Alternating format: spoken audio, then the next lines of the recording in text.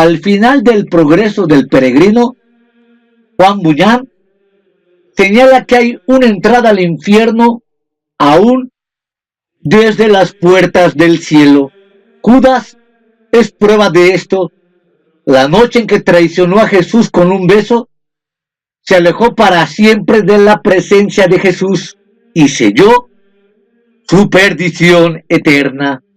¿Quién sabe cuántos, como él, habrán llegado lo suficientemente cerca para conocer la verdad y profesar su fe en Jesús, solo para perder el cielo por completo, porque se negaron a entregar y obedecer sus vidas? En cierto sentido, su entrada al infierno lo es desde las puertas del cielo.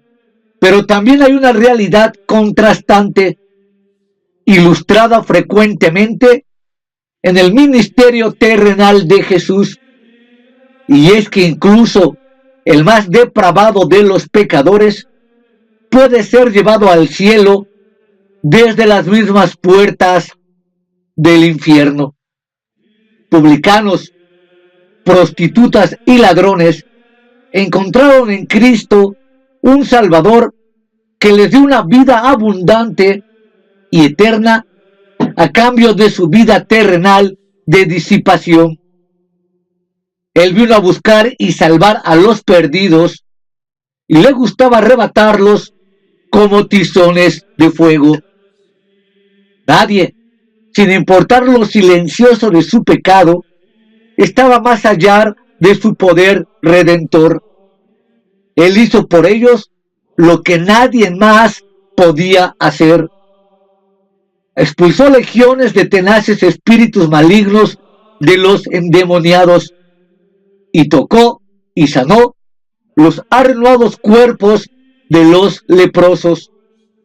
Descendió hasta aquellas personas y ellas, a su vez, fueron atraídas a él para salvación. Jesús siempre los salvó y los salvó por completo. Todo pecador arrepentido que se entregó a Cristo en fe recibió plena salvación. Un influyente líder religioso judío no fue preferido a una mujer samaritana adúltera, y el Señor hizo discípulo tanto a un israelita inocente como Natanael, así como a un publicano estafador como Mateo. Esta es la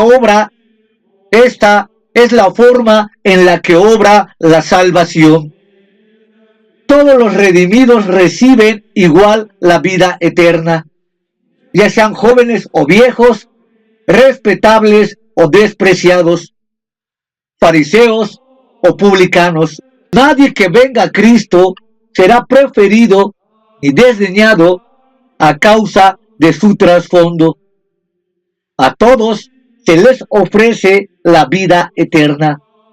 La verdad importante que hay que captar es que la fe que salva es el reemplazo de todo lo que somos por todo lo que Cristo es. Necesitamos entender que esto no significa que comerciemos con la vida eterna. No compramos la salvación al entregar nuestras vidas. Tampoco se nos da vida eterna en proporción a la calidad ni a la duración de la vida que rendimos. Todo aquel que entrega todo lo que tiene a Cristo recibe a cambio todo lo que Cristo tiene que dar.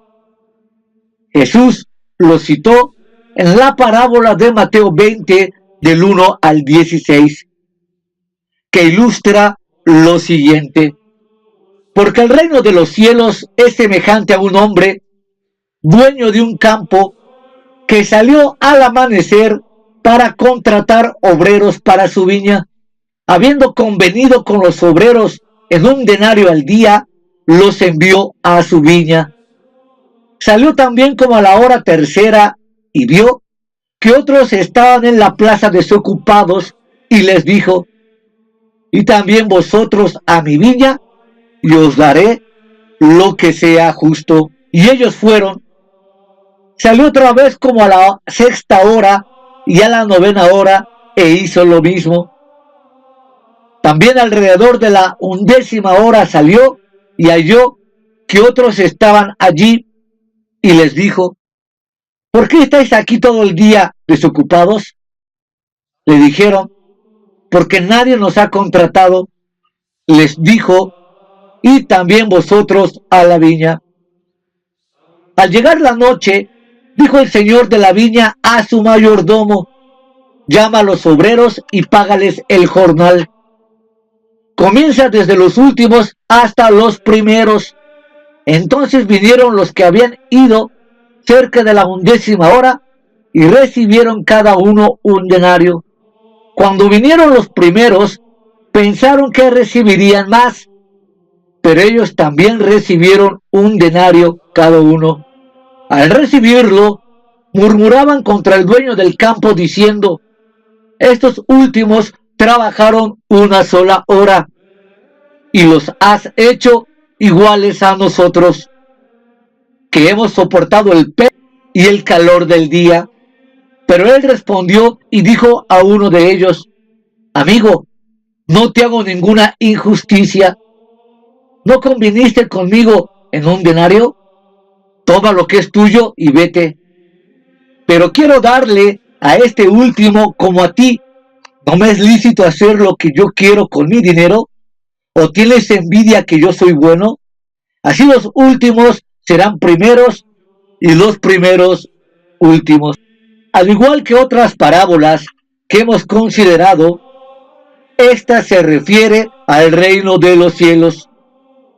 Tengamos en cuenta que esta es una lección espiritual, no una conferencia sobre la práctica correcta en el trabajo. Jesús describe cómo funcionan las cosas en la esfera en que Dios gobierna mediante la gracia. El reino, ahora en forma de misterio, donde Cristo rige y reina. El contexto proporciona una clave importante para comprender su significado. Retrocediendo al último versículo de Mateo 19, nos encontramos con que la parábola está enmarcada en el mismo pensamiento. Muchos primeros serán últimos y muchos últimos serán primeros. Resulta obvio que la parábola fue pronunciada para ilustrar dicha máxima. ¿Qué significa? Es un enigma en forma de proverbio. ¿Cómo puede el que termina primero ser último y viceversa? Esto solo es posible si el último y el primero son lo mismo. En una carrera normal lo llamaríamos un empate. Nadie está delante y nadie está detrás. Así el último es primero y el primero último. Todos llegan empatados a la meta. Ese es exactamente el punto de esta parábola. El terrateniente fue por la mañana temprano a contratar trabajadores para su viña. Contrató a algunos hombres para trabajar por un denario al día. Volvió a la plaza del mercado otras 4 veces durante el día. A las 9 de la mañana, a mediodía, a las 3 y a las 5 de la tarde para contratar más hombres. Cuando llegó la noche y con ella la hora de pagar a los trabajadores, todos recibieron lo mismo, sin importar el tiempo que habían trabajado. Los obreros que habían trabajado todo el día se sintieron defraudados, pero el terrateniente no había sido injusto con ellos. Fue generoso con quienes habían trabajado durante menos tiempo.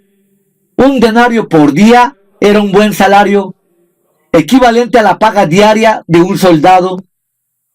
Nadie tenía razón para quejarse, puesto que todos habían recibido lo acordado. Fueron a trabajar en esas condiciones y fue más que justo.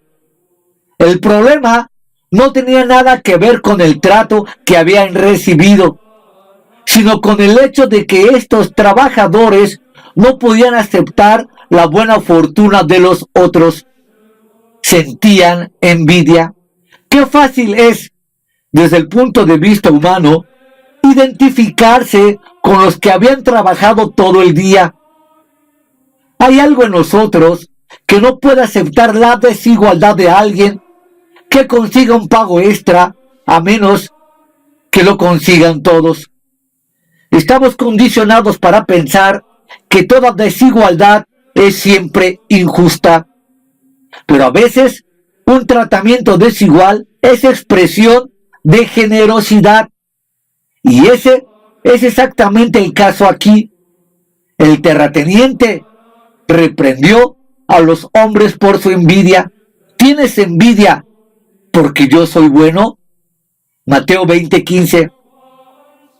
La liberalidad del terrateniente no era mala, pero la envidia de los trabajadores sí lo era. No podían resistir el pensamiento de que algún otro pudiera conseguir un pago igual sin trabajar tanto como ellos. En lugar de alegrarse, murmuraron. ¿Cuál es el punto espiritual de esta parábola? Realmente la interpretación no es difícil. Dios es el dueño. La viña es el reino de los cielos, el dominio de Dios, el reino de la salvación. Los trabajadores son aquellos que entran en el reino y al servicio del rey. El día de trabajo representa el tiempo de vida de una persona. La noche es la entrada a la eternidad. Y el denario es la vida eterna. Lo que Jesús enseña en esta historia es que todo el que entra en el reino hereda la vida eterna, ya sea que trabaje para el Señor durante años o que llegue a la salvación en la hora final de su vida terrenal. El tiempo de servicio no es la cuestión. No importa lo fáciles o difíciles que hayan sido las circunstancias de cada uno. Todo el que entra en el reino obtiene la vida eterna igual que los demás. El reino de los cielos no es un sistema de méritos. La vida eterna no se otorga en relación con lo que fielmente hayamos cumplido aquí en la tierra. Es un puro don de la gracia divina. Algunas personas sirven a Cristo durante toda su vida. Otros malgastan su vida y finalmente se vuelven a Dios en el lecho de su muerte. En cualquier caso, la vida eterna es la misma. Un convertido moribundo hereda la misma gloria de vida eterna que un apóstol, pero eso no es incorrecto. La vida eterna es más de lo que ninguno de nosotros merecemos. El Padre decide de buena gana darnos a todos la plenitud del reino. Cuando Jesús despidió al joven rico en Mateo 19, Pedro se volvió al maestro y le dijo: He aquí, nosotros lo hemos dejado todo y te hemos seguido. ¿Qué hay pues para nosotros? En otras palabras, empezamos a las 6 de la mañana.